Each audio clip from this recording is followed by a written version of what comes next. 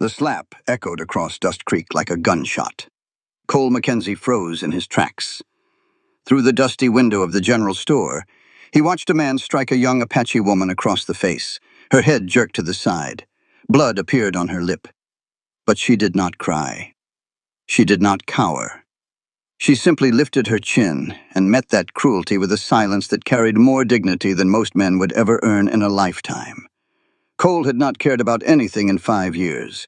Not since he came home to find his wife and daughter burned alive while he was chasing a bounty. He had sworn to never let anyone matter again. But something about this girl's unbroken spirit cracked open a door he thought he had sealed forever. What he did not know was that the man who beat her was hiding a criminal empire worth destroying. What he did not know was that freeing her would cost him everything he thought he wanted. And what he did not know was that this girl would ask him to wait 1 full year before she could answer the question burning in both their hearts. Stay until the very end, because this story will show you that some loves are worth waiting a lifetime for. This story teaches us that healing cannot be rushed and love cannot be forced. It reminds us that the strongest relationships are built not on rescue, but on respect. When we give someone the space to find themselves, we give them the freedom to truly choose us. Sometimes the bravest thing a man can do is wait. And sometimes the bravest thing a woman can do is take the time she needs to become whole again. If this story touched your heart, drop a comment and tell me, have you ever waited for something or someone that was worth every single day? I would love to hear your story. Hit that like button if you believe real love gives space instead of taking it. Subscribe and turn on notifications so you never miss a story that reminds you what patience and healing can build. Share this with someone who needs to know that broken people can find each other and become whole together. The slap echoed across Dust Creek like a gunshot. Cole Mackenzie froze in his tracks, his worn boots planted on the wooden sidewalk outside Blackwood's general store. The Arizona sun burned through the dusty window, hot and unforgiving, the way it always was in this forgotten corner of the territory. Through that grimy glass, Cole saw it happen clear as day. A man's hand struck a young woman across the face with the same ease a rancher might swat a fly. Her head jerked to the side. A strand of dark hair fell across her cheek. But she did not cry out. She did not cower. She simply straightened her shoulders, lifted her chin, and met that cruelty with a silence that carried more dignity than most men would ever earn in a lifetime. Cole's weathered fingers slid toward the handle of his Colt .45 before he even realized he was moving. 5 years of hunting dangerous men across this unforgiving land had taught him one golden rule. Mind your own business. Keep your head down, collect your bounty, and ride on to the next town. But something about this girl's quiet strength twisted painfully in his chest. It reminded him of someone he had already failed. Someone he could never save now, no matter how fast he rode or how straight he shot. Their eyes met through the glass. Her gaze was dark as Apache coffee, holding pride and pain, and 3 long years of suffering buried beneath a courage most folks would never understand. In that single moment, Cole Mackenzie understood one thing with perfect clarity. Walking away was no longer an option. Whether he wanted it or not, his trail had just crossed hers, and nothing would ever be the same. Cole had not believed in second chances for a long time. At 42 years old, his face carried the map of every hard mile he had ridden since that terrible September night in Tombstone. One dead rustler, one long ride home through the darkness, one house burned to the ground, flames still licking at the sky when he crested that last hill. Sarah and little Emma, gone before he could even pull them from the ashes. Now he drifted from town to town like a tumbleweed with a gun, earning a living with fast hands and a reputation built on broken justice. Folks called him Fast Draw Mackenzie. It was a name that opened doors during the day and closed hearts at night. He had come to Dust Creek chasing a $200 bounty on a cattle rustler named Joaquin Morales. That was the only reason he was here. But the sound of that slap pushed every thought of bounty hunting clean out of his mind. He pushed the door open. The little bell above the frame chimed, bright and cheerful, completely wrong for what was happening inside. The store smelled of tobacco and leather and something sour underneath. Whiskey, maybe. Or fear. The man who had done the hitting turned around. Silas Blackwood was tall and thick around the middle, with small eyes that sat too close together and a mouth that seemed to sneer even when he smiled. His vest buttons strained against his gut, and gold rings glittered on fingers that had clearly never done an honest day's work.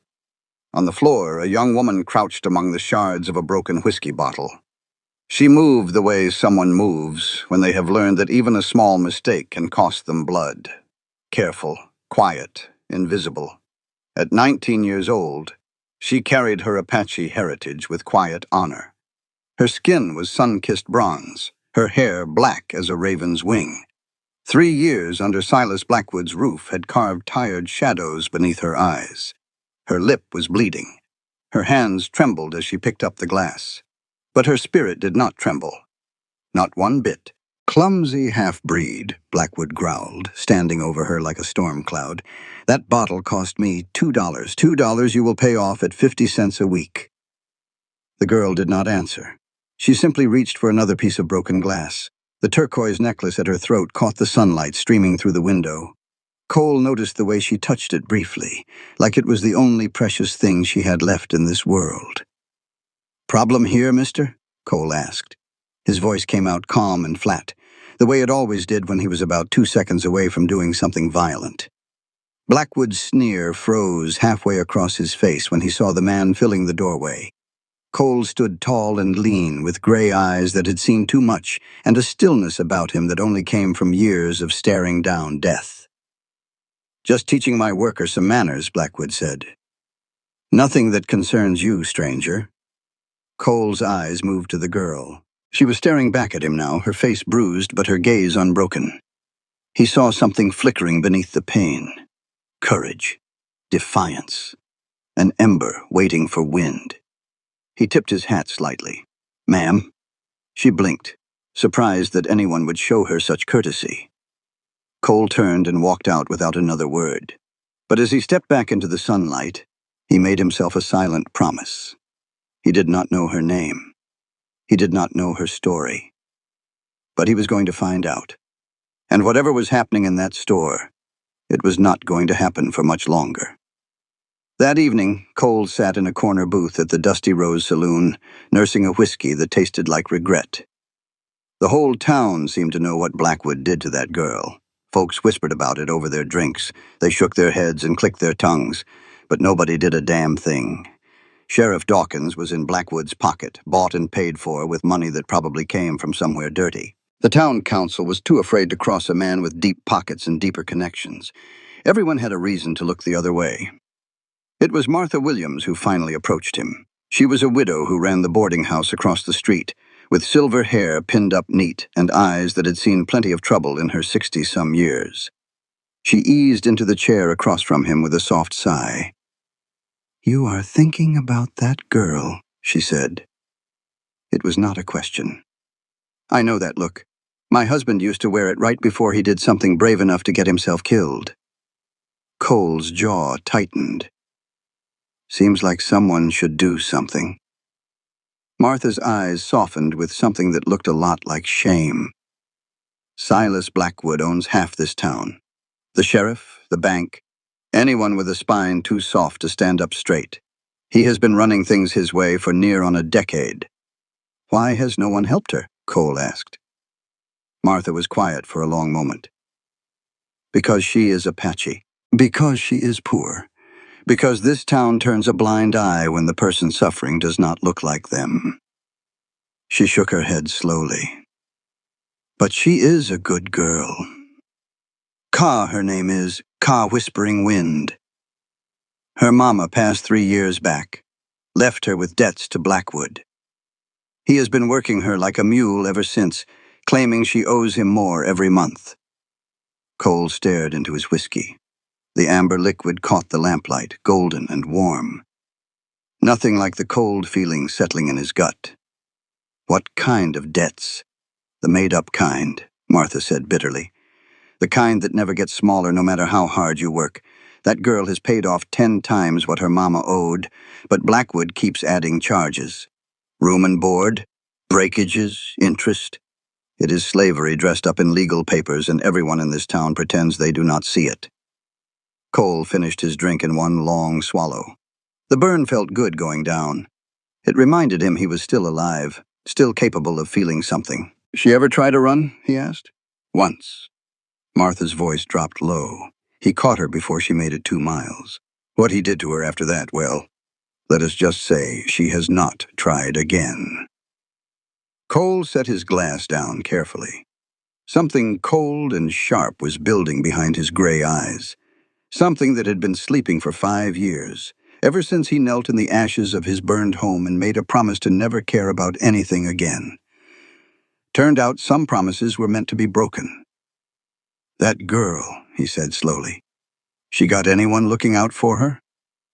Martha shook her head. "Not a soul in this world. Her mama was all she had, and her mama is gone. Now she has got nothing but that turquoise necklace and whatever dream she still has the strength to hold on to." Cole stood up, tossing a coin on the table for his drink. "She has got something else now," he said quietly. "She just does not know it yet." He walked out into the cool night air. The stars overhead bright and cold and indifferent. Somewhere in this town, a girl with dark eyes and unbroken spirit was probably nursing her wounds alone. Cole Mackenzie did not know what he was going to do yet. But he knew one thing for certain. Silas Blackwood had made himself an enemy tonight, and Fast Draw Mackenzie was not the kind of enemy any man wanted to have. Cole lay awake that night in Martha Williams' boarding house, staring at the water-stained ceiling while the thin mattress creaked beneath him. Sleep would not come. Every time he closed his eyes, he saw 2 things: the girl's bruised face, proud and unbroken, and the flames that had taken everything from him 5 years ago. Sarah had smiled just like that, quiet and strong. She had married a dangerous man and never once complained about the lonely nights when he rode off chasing bounties. She had simply kissed him goodbye and promised to keep the home fires burning. She had kept that promise until the very end.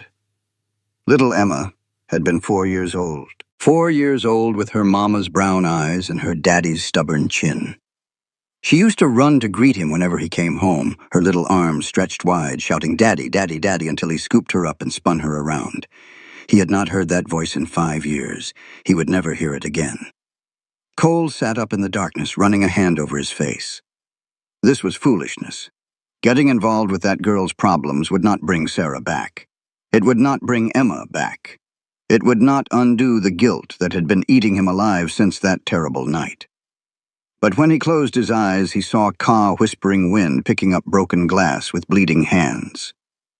At dawn, Cole saddled his horse and rode out toward the hills. He told himself he was just doing his job, just tracking down Joaquin Morales to collect that $200 bounty. That was the only reason he was here, the only reason that mattered. A drunk cowhand at the saloon had mentioned seeing Morales camping somewhere near Blackwood's back property. It was as good a lead as any. The desert stretched wide and empty under the morning sun, painted in shades of red and gold. Cole followed the trail through scrubland and rocky outcroppings, past twisted Joshua trees that reached toward the sky like the hands of drowning men. He found Morales easily enough. The rustler had made camp in a shallow canyon, hidden behind a stand of cottonwood trees. He was younger than Cole expected, maybe 25, with nervous eyes and a patchy beard. When he saw Cole's badge and the wanted poster, he did not even reach for his gun, just put his hands up and started talking. "I will come quiet," Morales said quickly. "I will come quiet, mister. Just do not shoot." Cole kept his Colt trained on the young man's chest. Smart choice. But that was not the end of it. While he was tying Morales to his horse, Cole noticed something strange. Fresh tracks leading deeper into the hills. Cattle tracks, dozens of them. And they were heading straight toward a stretch of land that he knew from the county map belonged to Silas Blackwood. "Now, that is interesting," Cole muttered. He left Morales tied to a tree, promising to come back for him, and followed the tracks on foot. The trail wound through narrow passages between red rock walls, finally opening into a hidden valley that no casual traveler would ever find. What Cole saw there made his blood run cold. At least 100 head of cattle were penned in rough wooden corrals, their brands fresh and obviously altered, changed from honest ranchers' marks to something new, something that probably matched the papers in Silas Blackwood's safe. 3 men sat around a campfire, playing cards and passing a bottle. They wore the rough clothes of ranch hands, but the guns on their hips were too fine, too well maintained. These were not cowboys. These were hired guns. Cole backed away slowly, his mind racing. Blackwood was not just cruel. He was not just a man who beat defenseless girls and bought off local law. He was running a full-scale cattle rustling operation, hiding stolen herds on his land and profiting from other people's misery. The man who had made Whispering Wind's life a living hell was also the man feeding corruption through the veins of the whole territory. Cole smiled grimly. This changed everything. That evening, while the sun painted the western sky in shades of fire and blood, Whispering Wind sat alone in the small room above Blackwood's store. It was barely bigger than a closet, with a narrow bed and a single window that looked out over the dusty street below. She touched the bruise on her cheek, wincing at the tenderness. The cut on her lip had stopped bleeding, but it would leave a mark. Another mark to add to all the others. 3 years. 3 years of this life. 3 years of being called half-breed and worse. 3 years of working from dawn to dark, watching her debt grow no matter how hard she tried. 3 years of learning to be invisible, to be silent, to be small. But she had not always been this way. Closed her eyes and remembered her mother's voice, strong and warm like summer rain on desert flowers. Her mother had been a healer, respected by their people, known throughout the territory for her knowledge of herbs and remedies. She had taught to read the land, to find medicine in unexpected places, to survive when survival seemed impossible. And she had given this necklace. The turquoise stones were smooth beneath her fingers, worn from years of touching. Her mother had placed it around her neck the day before she died. "Remember who you are," her mother had whispered. "Remember where you come from. No matter what they do to your body, no matter what they call you, no matter how far you fall. You are Whispering Wind. You are the daughter of healers. You carry the strength of your ancestors in your blood. Never let them take that away." Had carried those words with her through every beating, every insult, every night spent crying into her thin pillow while Blackwood's heavy footsteps creaked on the stairs below. She opened her eyes and looked out the window. A man was walking down the main street, moving with the steady stride of someone who had finally made a decision. His gray eyes caught the last light of sunset, sharp and determined. It was the stranger from this morning, the one who had looked at her like she was a human being instead of property. Watched him until he disappeared into the saloon. Something stirred in her chest, something she had not felt in a very long time. Hope. She crushed it quickly, the way she had learned to crush anything good. Hope was dangerous. Hope made you careless. Hope made you believe things could get better. And that belief had nearly gotten her killed once before. But still, the way he had tipped his hat, the way he had called her ma'am, like she deserved respect, the quiet fury in his eyes when he looked at Blackwood. Maybe not all strangers were the same. Touched her necklace again and whispered a prayer her mother had taught her long ago. A prayer for strength, a prayer for courage, a prayer that someday, somehow, she would find a way to be free. Downstairs she heard Blackwood's voice, loud and angry, complaining about something to one of his men. In the morning he would find some excuse to punish her again. He always did. But tonight, for just a few minutes, allowed herself to imagine a different life. A life where she answered to no one. A life where her mother's necklace meant something more than a memory of loss. She fell asleep with that dream wrapped around her like a blanket, fragile and warm. She did not know that the stranger in the saloon was, at that very moment, writing a letter to the United States Marshal. She did not know that he had found evidence that could destroy Silas Blackwood forever. And she did not know that in 3 days' time, her whole world was about to change. Cole sealed the letter and paid a boy a silver dollar to ride to the nearest telegraph office.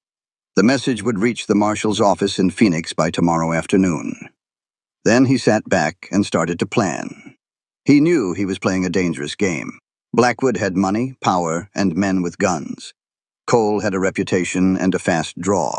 The odds were not exactly in his favor, but Cole had something else too, something Blackwood could never understand. He had nothing left to lose, and that made him the most dangerous man in Dust Creek. Martha Williams appeared at his table with a fresh bottle of whiskey.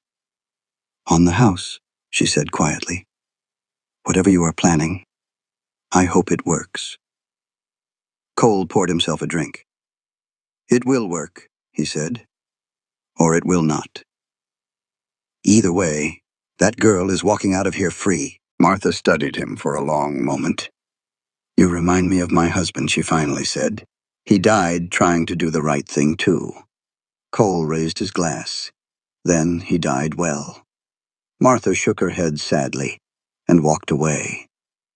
Cole drank alone, watching the door, waiting for whatever came next. Outside, the desert wind picked up, carrying dust and tumbleweeds through the empty streets. Change was coming to Dust Creek, and Silas Blackwood had no idea what was about to hit him. 3 days passed like 3 years. Cole spent them watching, waiting, learning everything he could about Silas Blackwood's operation.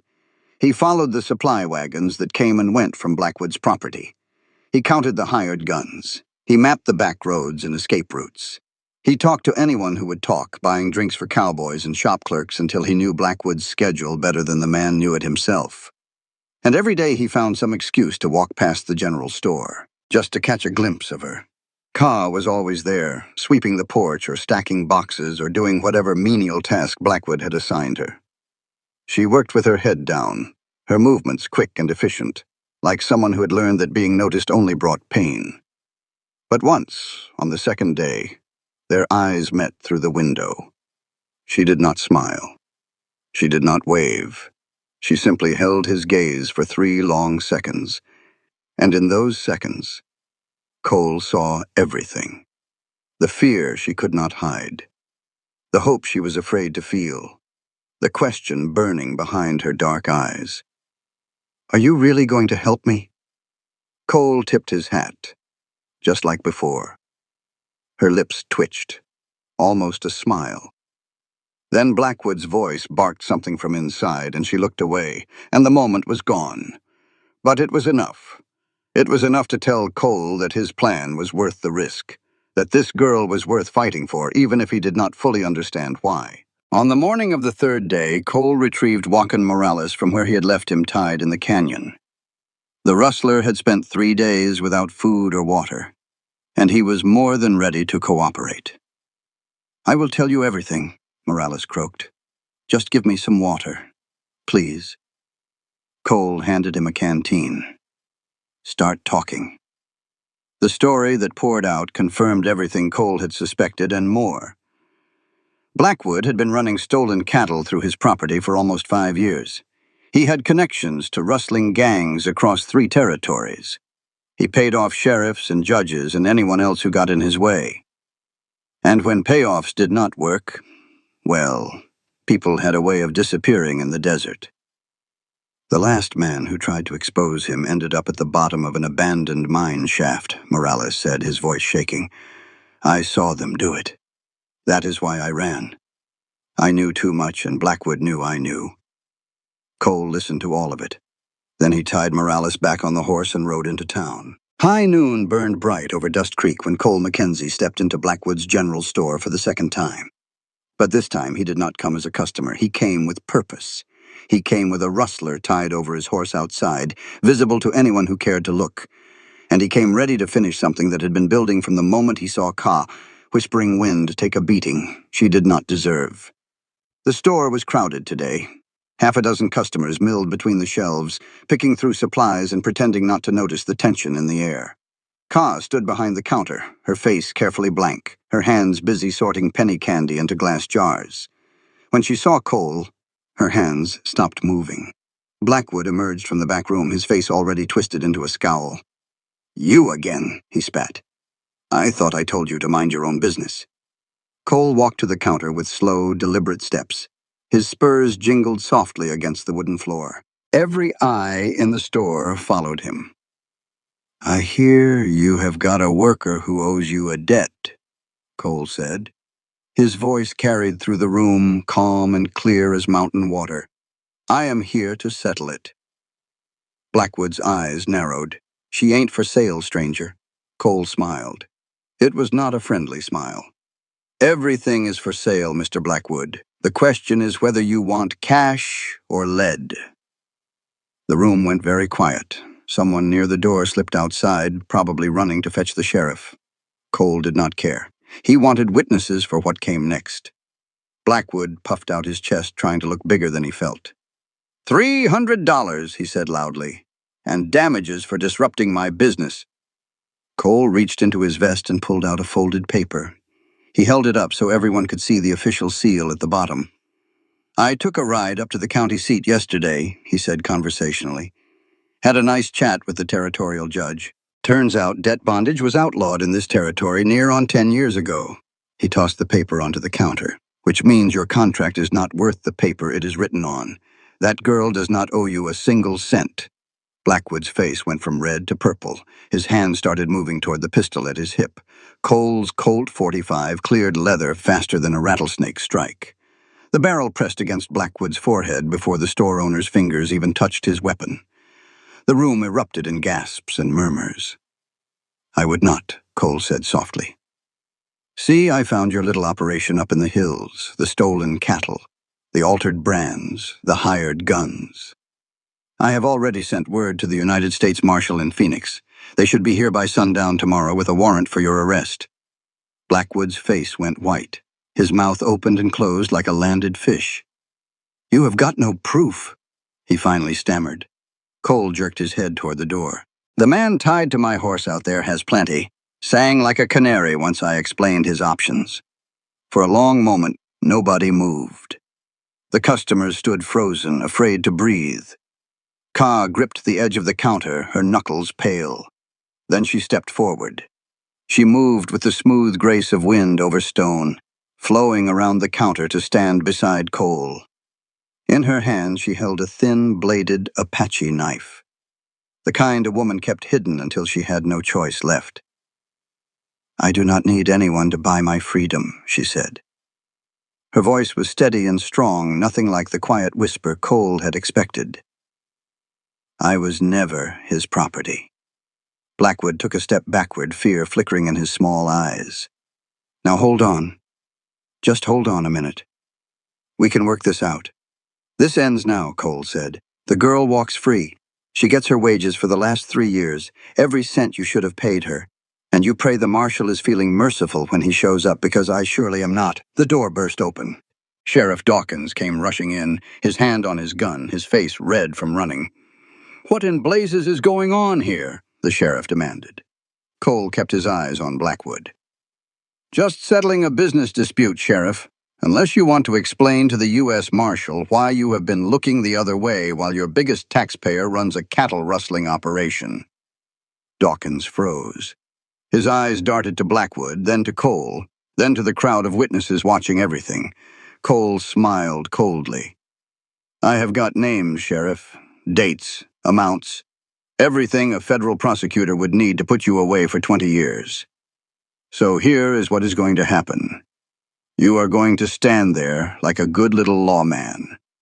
This girl is going to walk out that door a free woman, and when the marshals arrive tomorrow, you are going to cooperate fully with their investigation. Understood?" The sheriff swallowed hard. He looked at Blackwood one more time, then slowly removed his hand from his gun. "I do not want any trouble," Dawkins muttered. "Smart man," Cole said. He lowered his Colt, but did not holster it. With his free hand, he reached into his saddlebag and pulled out a pouch of coins. He counted out $100 in gold and silver, stacking them neatly on the counter. 3 years' wages, he said to Ka. "It is not as much as you deserve, but it will get you started." Ka stared at the money. Then she looked up at Cole with something shining in her dark eyes. "Why are you doing this?" she whispered. Cole holstered his gun. "Because everyone deserves a second chance," he said simply. even a broken-down bounty hunter who forgot how to believe in anything. 2 hours later, Dust Creek watched something it had never seen before. A whispering wind rode out of town on a gentle mare, her back straight and her head high. The turquoise necklace caught the afternoon sun, gleaming like a promise. Silas Blackwood stood on his porch, watching her go with impotent rage boiling in his face. The sheriff stood beside him, carefully not meeting anyone's eyes.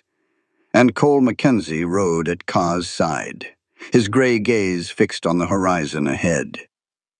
The desert stretched wide before them, open and endless, and full of possibility. Ka was free.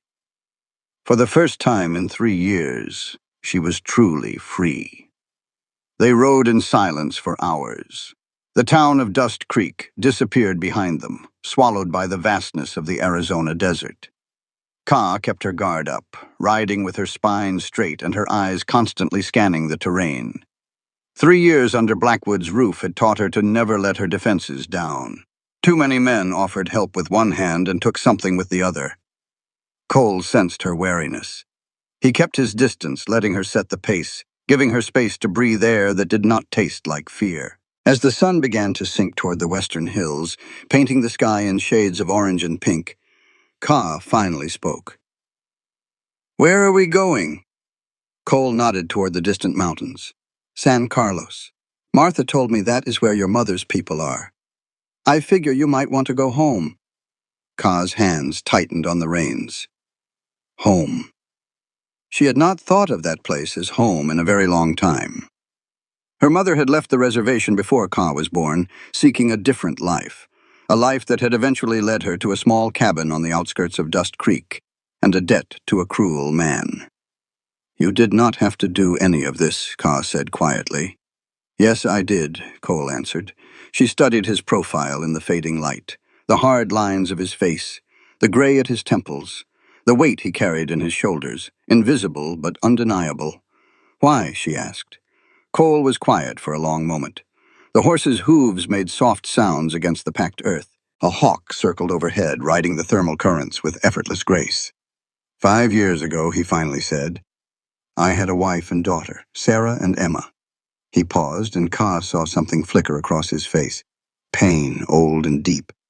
"I was a bounty hunter even then, always riding off to chase some outlaw, always promising I would be back soon. Sarah never complained. She just smiled and kissed me goodbye and told me to come home safe." Ka said nothing. She recognized the tone in his voice, the sound of someone opening a wound that had never properly healed. "One night in September, I was tracking a rustler near Tombstone. Should have been a simple job, a few days at most. But the trail went cold and I kept pushing, kept telling myself I was almost there." Cole's jaw tightened. "I was gone for 2 weeks. The desert wind picked up, carrying the scent of sage and dust.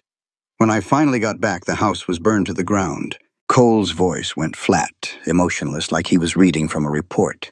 "Someone had come while I was gone. Bandits, probably, looking for easy pickings. Sarah and Emma. They did not make it out." Ka felt her heart crack open. "I'm so sorry." Cole shook his head. "I told myself that some things cannot be fixed. Some people cannot be saved. I spent 5 years believing that. Drowning in whiskey and guilt, and not giving a damn about anything except collecting my next bounty."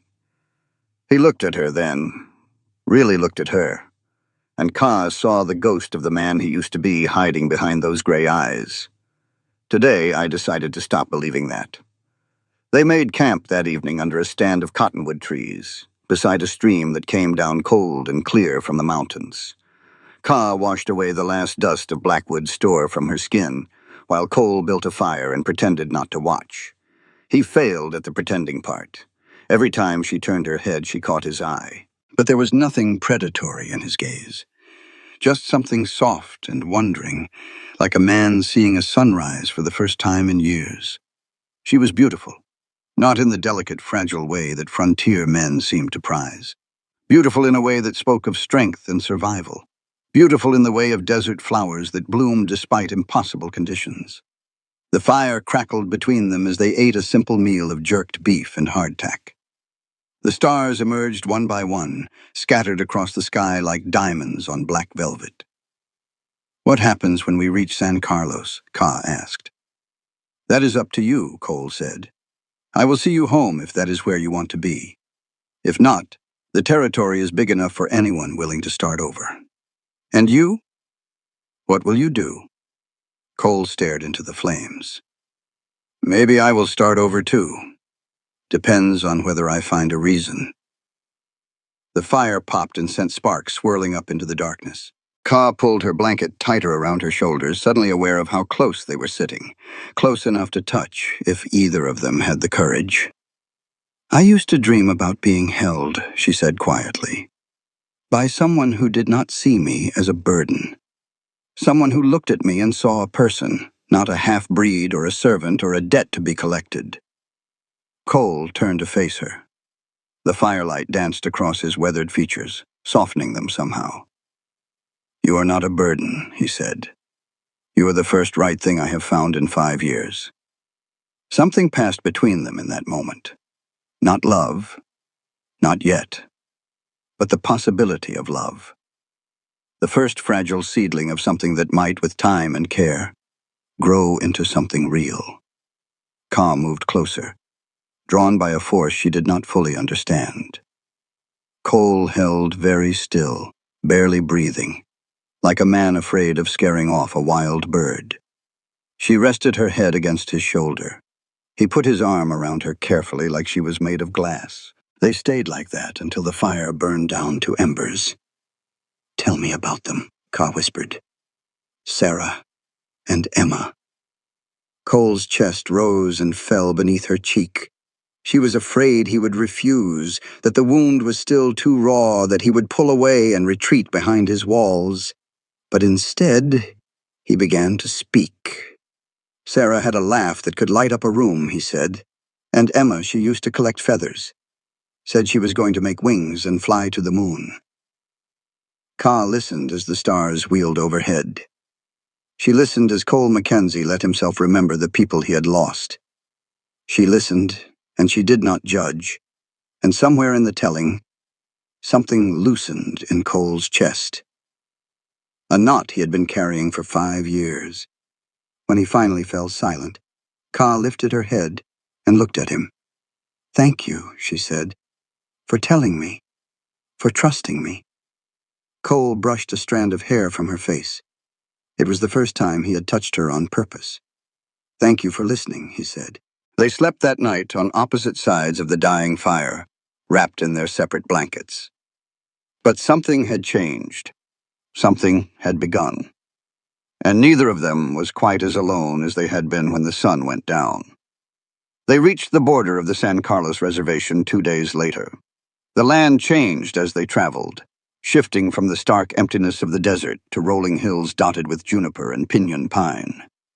The air smelled different here, cleaner somehow, carrying hints of wood smoke and wild herbs. Ka sat straighter in her saddle as they crested the final ridge. Below them, spread across a wide valley, was the home she had not seen since she was 16 years old.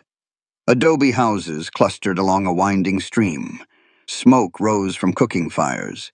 Children chased each other between the buildings, their laughter carrying on the wind. Horses grazed in fenced pastures, and somewhere nearby, Ka could hear the rhythmic sound of women grinding corn. "I had forgotten," she whispered. "I had forgotten how beautiful it was." Cole hung back, watching her face. The tension that had lined her features for the past 3 days seemed to melt away, replaced by something that looked almost like peace. They had not gone far into the valley when a young man appeared on the trail ahead, blocking their path. He was about Ka's age, tall and lean, with sharp cheekbones and eyes that burned with suspicion. Jose Crow Feather had been Ka's closest friend growing up. They had learned to ride together, hunted rabbits in the hills, shared secrets under summer stars. When Ka's mother had taken her away from the reservation, Jose had begged her to stay. Now he stood with his hand resting on the knife at his belt, studying Cole with naked hostility. "Ka," he said, his voice tight. "You came back, Jose." Ka slid down from her horse and walked toward him. "I came back. Jose's eyes moved from Ka to Cole and back again. Did he buy you? He asked sharply. Is that how this works? Ka's chin lifted. He freed me, she said. There is a difference. Jose's jaw tightened, but he said nothing more. After a long, uncomfortable silence, he turned and led them into the village. Word of their arrival spread quickly. By the time they reached the center of the settlement, a small crowd had gathered. Older women peered out from doorways. Young men stopped their work to stare. Children pointed and whispered to each other. Ka recognized some of the faces. People who had known her mother. People who had watched her grow up. People who had probably given her up for dead years ago. One face stood out from the rest. Thomas Greywolf was the oldest member of the tribal council, a man whose word carried the weight of law in San Carlos. He had gray braids that fell past his shoulders and eyes that had seen more winters than anyone could count. When he looked at Cole, there was no hostility in his gaze, just calm, careful assessment. Ka Whispering Wind, Thomas said, his voice deep and resonant. You have returned to your people. Ka bowed her head respectfully. I have, grandfather. Thomas's eyes moved to Cole. And who is this man who rides at your side? Before Cole could answer, Jose stepped forward. He is an outsider, a bounty hunter. He should not be here. Thomas raised a weathered hand for silence. I did not ask you, Jose Crowfeather. He turned back to Cole. Speak, stranger. Tell me why you have brought our daughter home. Cole dismounted slowly, keeping his hands visible and away from his weapons. He had dealt with enough different people in his travels to know that respect and honesty were the only currencies that mattered. My name is Cole Mackenzie, he said. I am a bounty hunter, that much is true. But I did not bring Ka here for money or reward. I brought her because she deserved to be free, and this is where she wanted to come. Thomas studied him for a long moment. And what do you want in return for this kindness? Cole met the old man's gaze without flinching. I want her to choose her own path, he said, whether that path includes me or not. The crowd murmured at his words. Even Jose looked slightly taken aback, though his expression remained guarded. Thomas nodded slowly. You speak well, Cole Mackenzie, but words are easy, actions are harder. He gestured toward a large adobe building at the edge of the village. You will stay as our guest for 3 days. In that time, Ka will decide her future for herself. If she chooses to stay with her people, you will leave peacefully. If she chooses to go with you, she goes freely. Is this acceptable? Cole bowed his head. It is more than acceptable. It is more than I deserve. Then it is settled. Thomas turned to the crowd. Our daughter has come home. Tonight, we feast. The feast that evening was unlike anything Cole had experienced in his years of drifting. The whole village gathered around a great bonfire, passing plates of roasted meat and corn cakes and stewed beans. Children performed traditional dances, while drums beat a steady rhythm that seemed to pulse in time with the earth itself. Cole sat apart from the main celebration, watching Ka reunite with people she had not seen in years. She laughed for the first time since he had known her, a sound like water over smooth stones. She embraced old women who wept at the sight of her. She knelt to accept flowers from children too young to remember her, but old enough to know she belonged. She was home. She was whole. She was becoming, before his eyes, the woman she was always meant to be. And Cole Mackenzie realized, with a pain that cut deeper than any knife, that he might have to let her go. Martha Williams had been right. He reminded her of her husband, a man who did brave, stupid things and got himself killed. But maybe that was not such a bad way to be. Late in the evening, Ka appeared at his side. She carried 2 cups of something warm and fragrant. You are not dancing, she said, handing him one of the cups. Cole accepted it with a small smile. Never learned how. Ka sat down beside him, close enough that their shoulders touched. The fire painted golden highlights in her dark hair. Thank you, she said softly, for bringing me here. For everything. You do not owe me thanks. I know. She took a sip from her cup. But I'm giving it anyway. They sat together in comfortable silence, watching the flames dance against the dark sky. The drums had slowed to a gentler rhythm, and somewhere nearby, an old man was singing in a language Cole did not understand, but felt in his bones. 3 days, Cole thought. He had 3 days to convince her that he was worth choosing.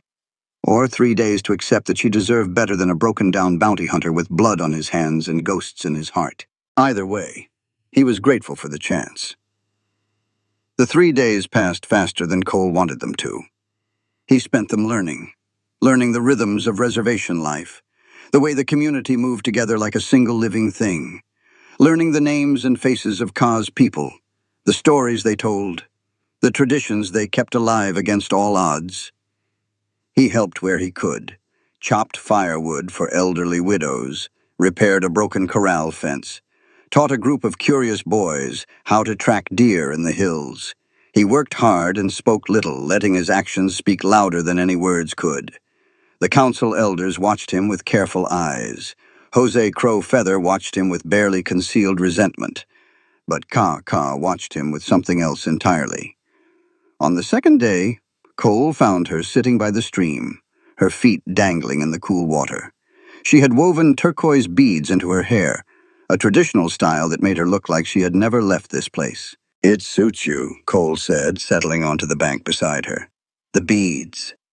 Ka touched her hair self-consciously. "My mother used to do this for me when I was little. I had forgotten how until yesterday." They sat together listening to the water sing over the stones. Somewhere upstream, a flock of wild geese took flight, their cries echoing across the valley. "You are thinking about staying," Cole said. It was not a question. Ka nodded slowly. "I am thinking about a lot of things." Cole picked up a smooth stone and turned it over in his fingers. "You should stay. These are your people. This is where you belong." Ka looked at him sharply. "Is that what you want?" Cole met her gaze. "What I want does not matter. What matters is what is right for you." Ka shook her head. "You do not get to decide that." She pulled her feet from the water and turned to face him fully. "What do you want, Cole Mackenzie? Tell me the truth." Cole was silent for a long moment. The stone felt warm in his palm, heated by the sun. "I want you to be happy," he finally said. "I want you to have a life where no one hurts you again. I want to wake up every morning knowing you are safe and free and living the life you deserve." He paused, his voice dropping lower. "And I want to be part of that life. God help me, I do. But not if staying with me means losing who you are." Ka's eyes glistened. "Why? Why what? Why do you care so much? We have known each other less than a week. You do not know me. You do not know what I have done, what I have survived, what I dream about in the dark." Cole set the stone down carefully. "I know enough," he said. "I know you are stronger than anyone I have ever met. I know you carry your mother's spirit in that necklace around your neck. I know you smile when you think no one is watching. And I know that when I look at you, something that has been dead inside me for 5 years starts to wake up again." Ka blinked rapidly, fighting back tears. "You're a fool, Cole Mackenzie." Cole smiled sadly. "Never said I was not." They sat in silence as the afternoon shadows lengthened across the water. Ka drew her knees up to her chest and wrapped her arms around them, looking suddenly small and uncertain. "I do not know what to do," she admitted. "Part of me wants to stay here forever, to forget everything that happened, to pretend those 3 years with Blackwood were just a nightmare." She shook her head. "But part of me is afraid that if I stay, I am just running away again, hiding from the world because the world hurt me." Cole considered her words carefully. "There is no shame in healing. I know, but I do not want to heal by hiding. I want to heal by living. Does that make sense? More sense than anything I have heard in years." Ka looked at him then, really looked at him, and Cole saw the battle raging behind her eyes. Hope fighting fear. Love fighting caution. The desire to trust fighting against 3 years of learning, that trust led only to pain. "Give me time," she said. "Give me time to remember who I am, to breathe without fear, to figure out what I want without someone else telling me." Cole's heart cracked, but he kept his face steady. How much time? 1 year. Ka held up a single finger. 1 year to heal. 1 year to find myself again. 1 year to know for certain that what I feel is real and not just gratitude for being saved. 1 year was an eternity. 1 year was nothing at all. Cole had spent 5 years wandering without purpose. What was one more? And if I wait, he asked quietly, if I wait and you decide you do not want me, then you respect my choice, Ka said firmly. You do not come looking for me. You do not send letters begging me to change my mind. You move on and find happiness somewhere else. Can you do that? Cole looked into her dark eyes and saw the fierce independence that had drawn him to her from the start. She was not asking for promises she knew he could not keep. She was setting boundaries, protecting herself, doing what she needed to survive. He respected her more in that moment than he had respected anyone in a very long time. I can do that, he said. Ka nodded once, satisfied. Then wait. If what we feel is real, it will still be there in 1 year. The third morning came gray and cool with clouds gathering over the mountains. Cole saddled his horse as the village slowly woke around him. Ka came to say goodbye. She was dressed in traditional Apache clothing, a beautiful beaded dress that had belonged to her grandmother. Her hair was still woven with turquoise beads, and her mother's necklace gleamed at her throat. Where will you go? She asked. Cole checked the cinch on his saddle. Do not know yet. Maybe Tucson, maybe further west. Somewhere quiet where a man can think. Ka stepped closer. She reached up and touched his face, her fingers light as feathers against his weathered cheek. Thank you, she whispered, for everything. Cole caught her hand and pressed a kiss to her palm. 1 year, he said. I will be waiting. Then he mounted his horse and rode out of San Carlos without looking back. Ka watched him go until he was just a tiny figure against the vast desert sky. Then she turned and walked back to the village, where her new life was waiting to begin. 1 year. 365 days to figure out who she was and what she wanted. It sounded like forever. It sounded like not nearly enough time. But it was all she had, and Ka Whispering Wind was nothing if not determined to make the most of it. Winter came gently to San Carlos that year. The mornings brought frost on the ground and breath that hung white in the air. Snow dusted the distant mountain peaks, making them glow pink and gold at sunrise. The stream that ran through the village slowed to a lazy trickle, its surface crusted with thin ice that shattered like glass beneath careless feet. Ka spent the cold months rebuilding. She moved into a small adobe house at the edge of the village, a gift from the council in recognition of her mother's memory. The roof leaked in 2 places and the door did not close properly. But Ka did not care. It was hers. Truly hers. The first thing she had owned since Blackwood had taken everything away. She filled her days with work that felt meaningful. She helped the village healers gather dried herbs from their winter stores. She sat at the feet of old women and learned the traditional songs her mother had never had the chance to teach her. She wove baskets with young girls who looked at her with admiration in their eyes. These girls who had heard whispered stories of the brave woman who had escaped a cruel white man and come home. The work healed her body, her bruises faded. Her cut lip became just another faint scar among many. She ate regular meals for the first time in years, and her cheeks filled out, and the dark shadows beneath her eyes slowly disappeared. But it was the people who healed her spirit. Thomas Greywolf came to visit her once a week, bringing stories of her mother as a young woman. Stories Ka had never heard before, stories of mischief and bravery and a sharp tongue that could cut a man down to size faster than any knife. Your mother had fire in her blood, Thomas said one evening, warming his weathered hands by her hearth.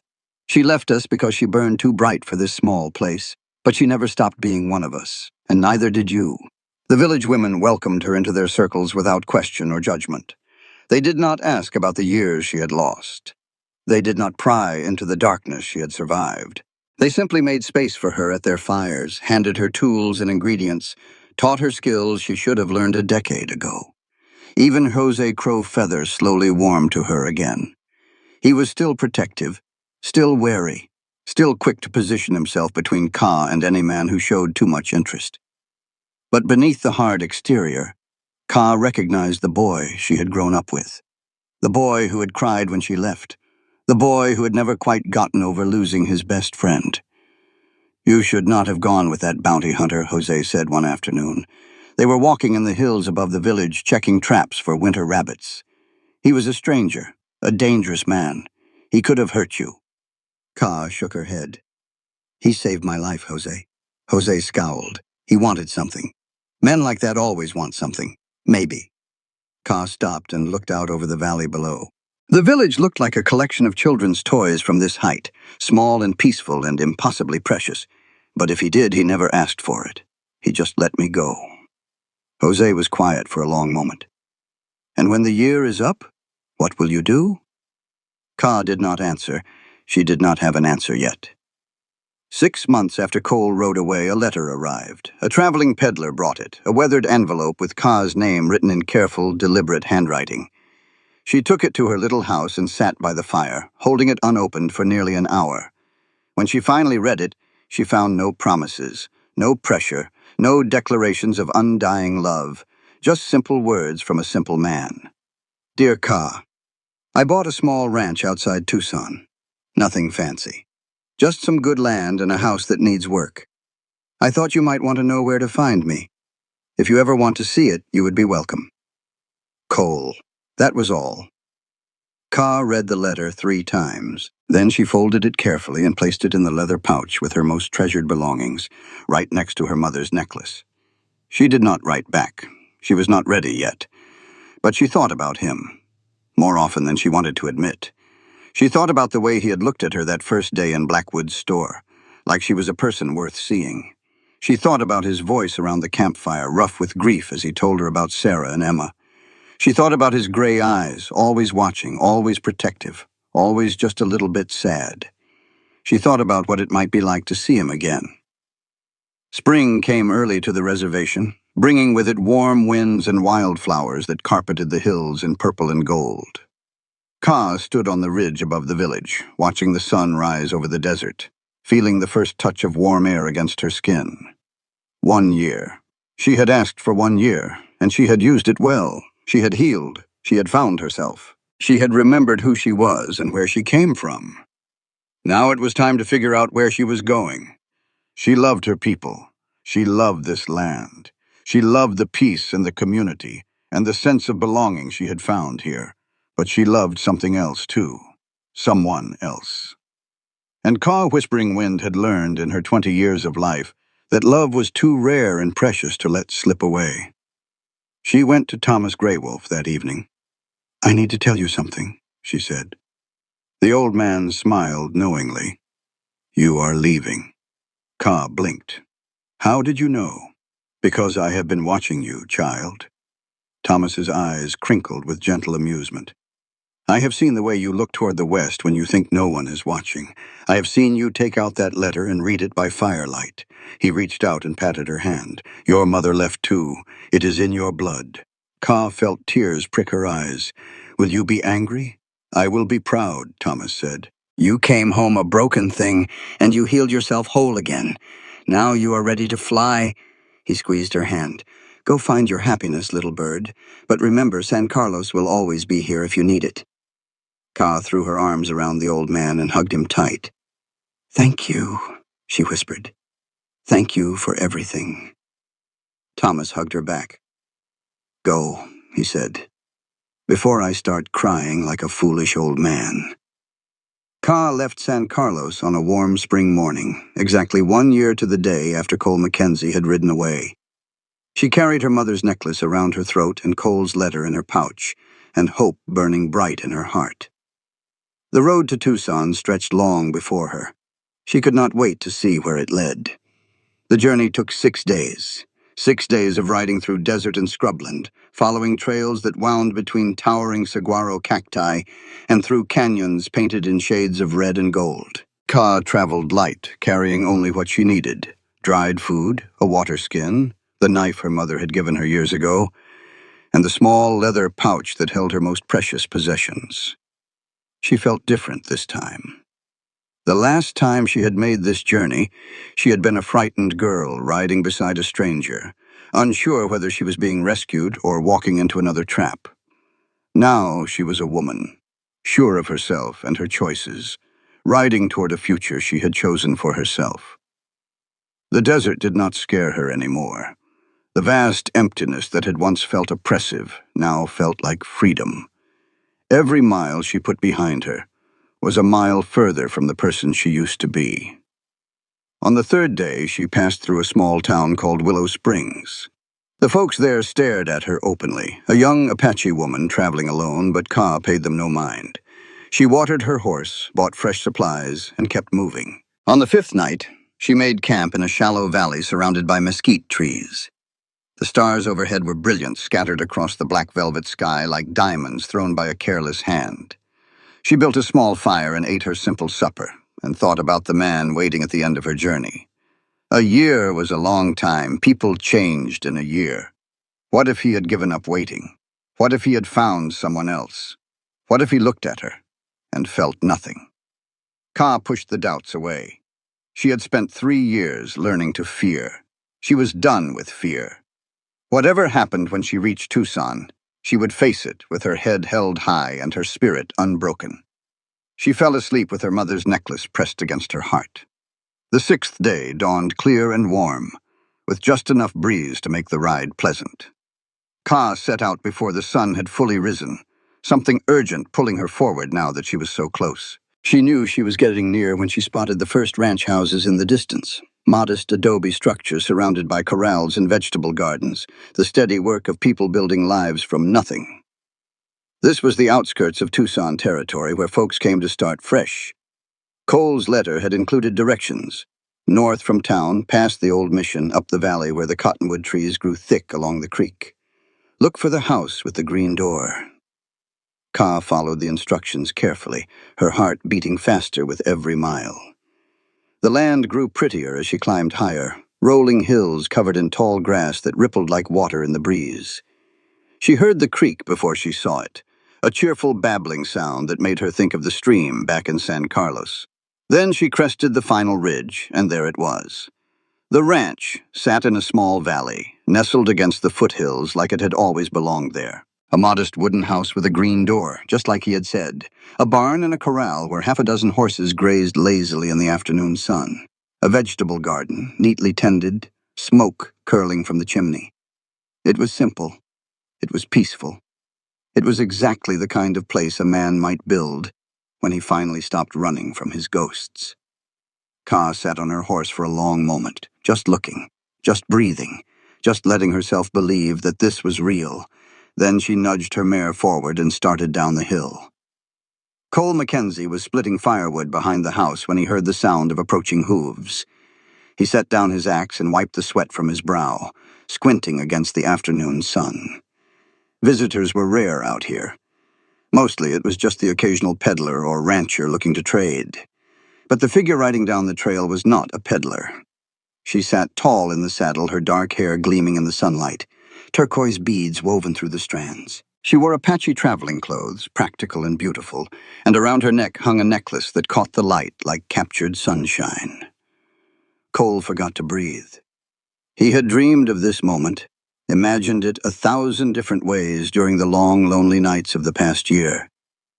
But none of his imaginings had prepared him for the reality of seeing her again. Ka, whispering wind, riding toward him like something out of a fever dream. She reached the yard and dismounted slowly. Her boots touched the earth, and for a moment, neither of them moved. They just stood there, drinking each other in, cataloging all the small changes a year could bring. Cole looked older, but not in the tired, hollow way Ka remembered. His shoulders seemed steadier. His eyes carried less weight. The grief was still there. It would always be there, but it had softened into something manageable, something livable. "I was not sure you would come," he said quietly.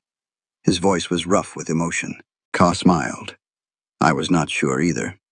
But the wind changed and I listened." Cole smiled back, and it was a smile Ka had never seen from him before. Gentle, hopeful, real. "Welcome home," he said. The word hit Ka like a physical blow. Home. Such a small word. Such a heavy meaning. She looked around at the little ranch, the house he had built, the garden he had planted, the life he had created while waiting for her to decide. "You built all this," she said softly. "In 1 year, you built all this." Cole shrugged. "Needed something to do with my hands. Turns out splitting rails is better than splitting heads." Ka laughed. It was a sound she barely recognized, bright and free and full of joy. "What if I had not come?" she asked. Cole's expression grew serious. "Then it would still be a good place, just a quieter one." Ka stepped closer. The space between them seemed to shrink and expand at the same time, charged with possibility. "Show me," she said. "Show me the life you built." Cole held out his hand. She took it, and together they walked toward the green door. The house was small but warm, filled with the quiet evidence of a man learning to build instead of destroy. Cole had done the work himself, every beam and board and nail. The walls were solid adobe, thick enough to keep out the summer heat and the winter cold. The floor was smooth, packed earth covered with woven rugs. A wide fireplace dominated one wall, flanked by shelves he had built by hand. On one shelf sat a small wooden box. Ka noticed it immediately. The wood was dark and polished, obviously cherished. Without asking, she knew what was inside. Cole saw her looking. "My memories," he said quietly. "From before." Ka nodded. She did not ask to see inside. Some grief was private, some wounds deserved silence. They spent that evening walking the property together. Cole showed her the garden where vegetables were already pushing through the spring soil. He showed her the corral where his horses, gentle creatures with knowing eyes, came to greet them at the fence. He showed her the creek that ran cold and clear along the edge of the property, good for drinking and bathing and sitting beside on hot summer nights. "Why here?" Ka asked, as they stood watching the sunset paint the hills in shades of fire. "Why Tucson?" Cole was quiet for a moment. "I wanted a place that felt worth staying in," he finally said. "A place someone like you could walk into without fear." Ka felt tears prick her eyes. "And if I had chosen not to come?" Cole turned to look at her, his gray eyes soft in the fading light.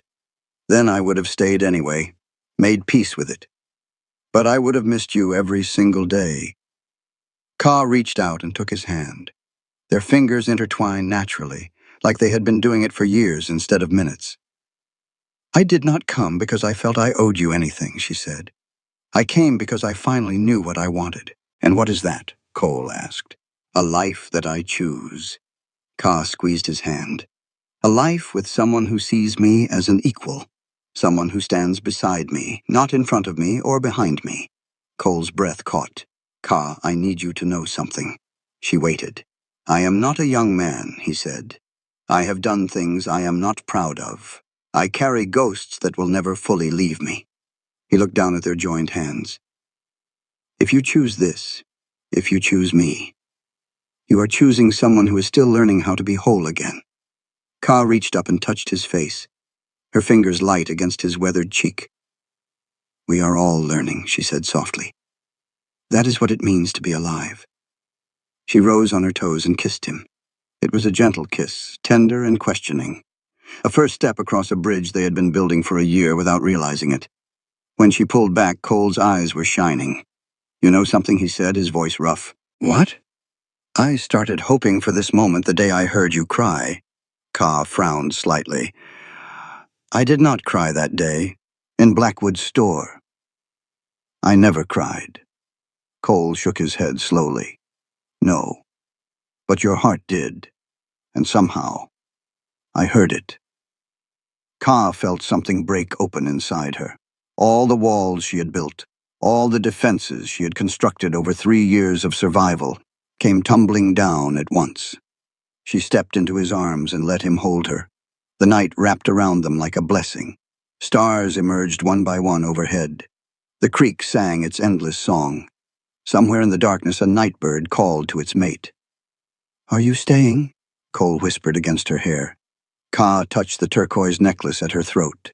The same necklace that had once reminded her only of loss now felt like a bridge between where she came from and where she was going. "Yes," she said, "if you will have me." Cole held her tighter. "I will have you," he said, "for as long as you want to stay." Ka smiled into his chest. "Then you had better get used to me, because I do not plan on going anywhere." They stood together in the darkness, two broken people who had somehow found each other across the vast, unforgiving desert.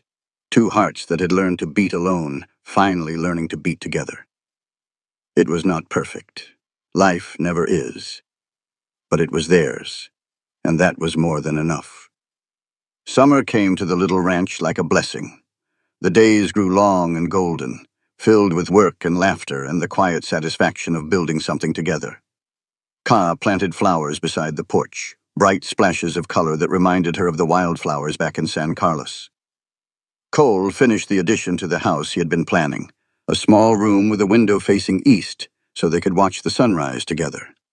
They married in August, under the shade of the old cottonwood tree by the creek. It was a simple ceremony.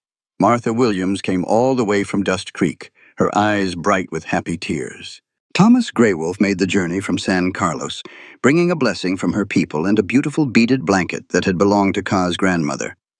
Even Jose Crowfeather came, standing stiff and awkward in borrowed white man's clothes, but present nonetheless. When Cole shook his hand after the ceremony, something passed between them. An understanding, a truce. "You make her cry," Jose said quietly, "and I will find you." Cole nodded seriously. "Fair enough." They spent their wedding night on the porch, wrapped in the beaded blanket, watching stars wheel overhead. The air smelled of sage and summer flowers and the particular sweetness that comes after a desert rain. "I never thought I would have this," Ka said softly. "Any of this." Cole pressed a kiss to her hair. "Neither did I. Do you ever think about them?"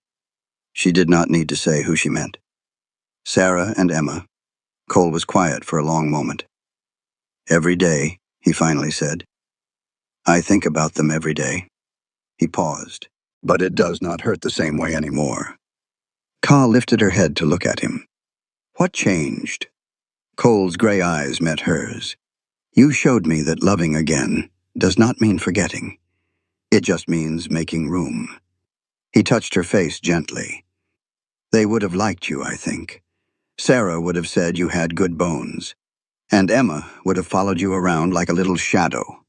Ka felt tears slip down her cheeks, but they were not sad tears. They were tears of gratitude and wonder, and the overwhelming relief of finally being home. Fall brought harvest and Thanksgiving, and the first cold winds from the mountains. Winter brought snow and long nights by the fire, and the kind of deep, quiet contentment that neither of them had dared to hope for. And spring brought something else entirely. Ka told Cole one morning in late March, when the wildflowers were just beginning to bloom on the hillsides. She had known for weeks, but had wanted to be sure. Cole stared at her for a long moment, his weathered face cycling through surprise and hope and fear and joy so quickly that Ka could not keep track. "A baby?" he finally managed. Ka smiled, her hand resting on her still flat stomach. "A baby." Cole pulled her into his arms and held her so tight she could barely breathe. When he finally let go, there were tears streaming down his cheeks, the first tears she had ever seen him shed. "I thought I would never have this again," he whispered. "I thought that part of my life was over." Ka wiped his tears away with gentle fingers. "Nothing is ever over," she said. "Not really. Things just change into something new." That night, Cole added another line to the wooden box on the shelf. He had started keeping a journal after Ka arrived, a record of their life together. He wrote about the ranch and the seasons and the small daily miracles of building a home. Now he wrote about their child, the next chapter in a story that had started with loss and wandering and had somehow led here, to this small ranch in the Arizona hills, to this woman who had taught him how to hope again. The entry ended with a single line. 2 broken lives became one whole. And now that whole is growing. He set down his pen and looked out the window at the first stars appearing in the evening sky. Somewhere out in the darkness, a whippoorwill sang its lonely song. But Cole Mackenzie was not lonely anymore. He had Ka.